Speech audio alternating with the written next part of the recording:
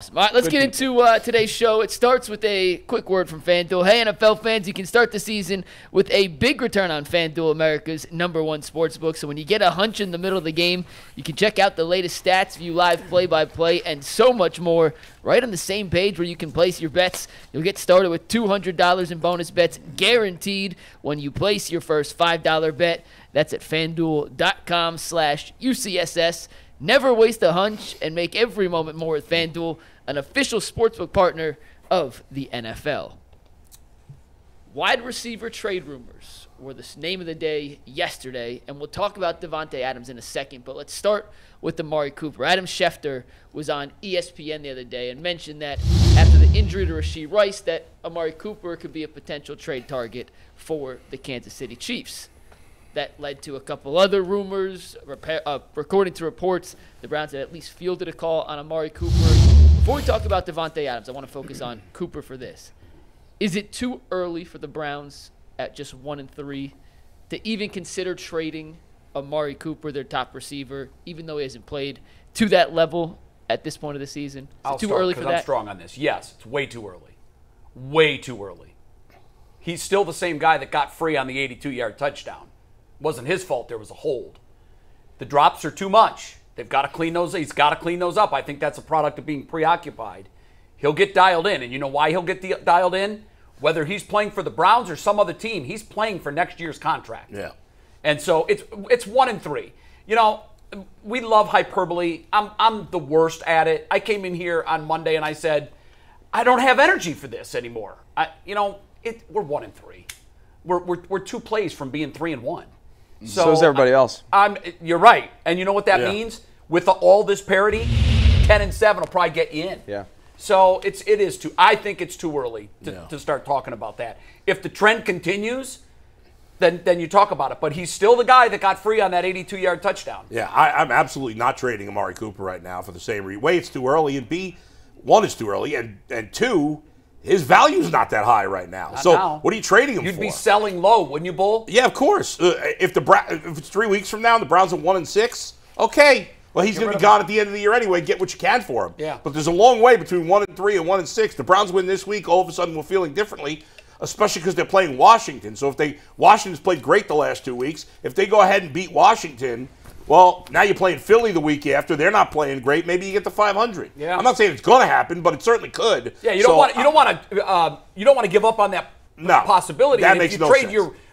your biggest and maybe only receiver threat. I haven't seen much from anybody else. This to me, guys, is absolutely insanity.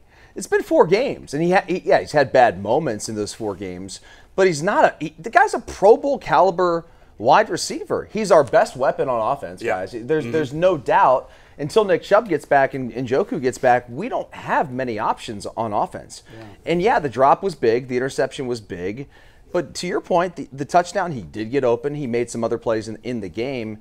His third game of the year was great. Yeah. It's 4 games. Yeah. We're gonna cut our best offensive weapon or not cut him, but I mean, it's a white flag on the season to me because you're not going to get a comparable player.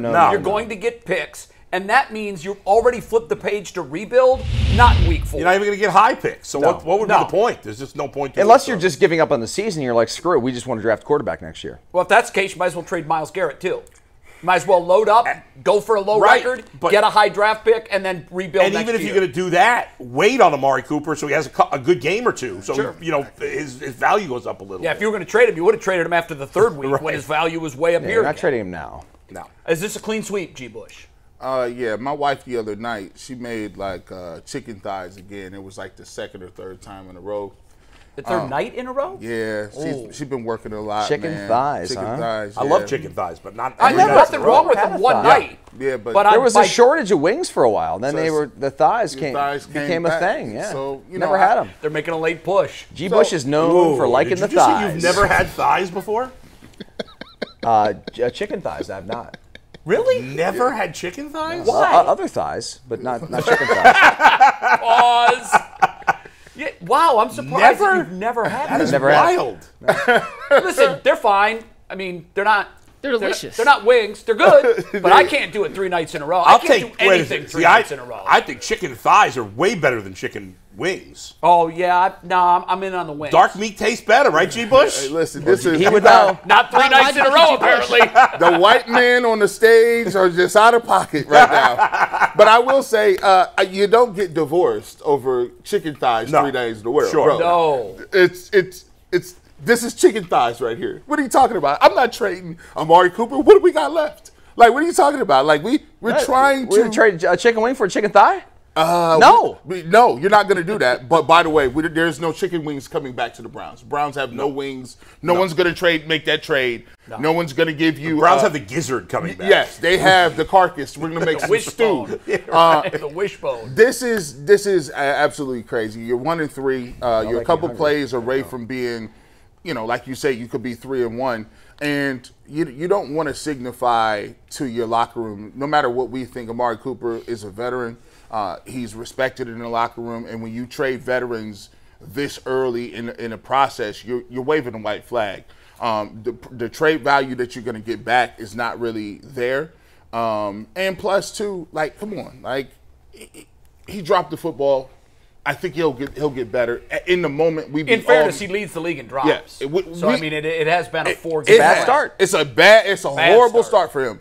But he's a pro. At this point, you got to hope he gets over that and he can put that behind him because there's no alternative. Guys, we're not having this conversation if that touchdown stands. Right. Not at all. Not at all. So that tells you how silly the conversation is. Yeah, it's just one. If one play would change it, like that's it. Doing? Especially when he's coming off, as you said the week before, he had his best game of the year. Right. So, and he looked like himself again. You know what's funny, Dustin? And we talked about this on Monday. You talk about if that holding call isn't made, like all of the criticisms that we leveled on Monday, and trust me, it was a 2-hour Browns are the punching bag show on Monday, and rightfully so. But we always say this. Winning hides all warts. Mm-hmm. If that isn't called holding, and the Browns are 2-2, we're sitting here going, hey, we're not apologizing for anything, man. I don't care if it's ugly or not. A win on the road is a win on the road. We're 2-0 on the road. Let's go. Mm-hmm. And you're overlooking all of that stuff. But because there was a ticky-tack holding call, all of the warts are brought to the front. And now we're hanging our dirty laundry on the line. It only takes one moment to change everything. And the great thing about football, and bad thing too, is that we react so much like prisoners of the moment because we've got this 7-day window until we play again. It's not like baseball. It's like, oh, bad night. Let's get him again tomorrow. We'll get him tomorrow. We have 7 days. It's like 7 days to totally digest everything and panic. And at 1-3. I think most people are like, man, we're probably going to lose the Commanders this weekend. Right, we're 1-4, the season's over. It's like, well, if we were 2-2, everyone would be saying, man, we're going to go beat the Commanders and be 3-2. And you know what's weird, too? We all said on the panel that the Browns were going to beat the Giants. Clean sweep. Yeah. And then on Friday, all but one, Mikey, said that the Raiders were going to beat us. Although right? I changed my pick when I heard that Crosby and that's true. And that happened after our picks on Friday. You got your more information? You get Crosby and Adams. When you lose your best offensive and defensive player, I mean, the line, just from that note, the line moved 3 points, which is almost never happens. Moved more, by the time the game started, it moved 5. That's unbelievable. Yeah, for not a quarterback. Yeah, but imagine like if the Browns were playing somebody in Myles Garrett and Nick Chubb ruled. Yeah, that was the equivalent. The line would move 5 points. Yeah. And the fact that they lost that. So, yeah, we could easily be 2-2, but we're not. Yep. But to your point, Bull, that everybody expects us to lose to the Commanders.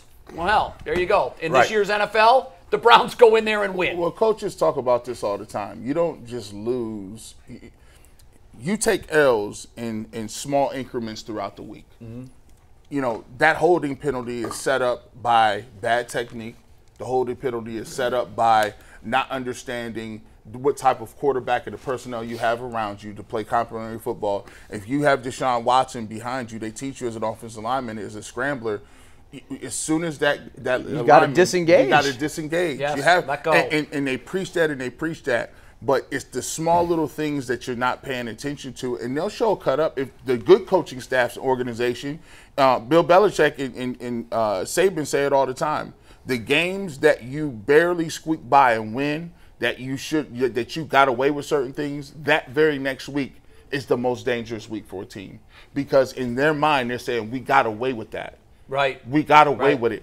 Yeah. And it sets you into this malaise of thinking that, oh, well, it's just a bounce here, a bounce there. When no, you have to be coaching against that, and you got to be cognizant of that and be mindful, because the same things are happening in different weeks, and it is a different player. It's a DeJuan Jones here. It's a Harris here. It's a drop football right here. Those things all snowball, and they're the difference between really good teams that find a way to win and teams that are 1-3. Well, look at the Chiefs. They're the modern day version of the Patriots.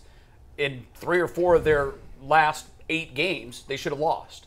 But because they're a great team and they're coached well and they do all the little things, they're able to overcome a bad performance and still get the win. The Browns aren't there.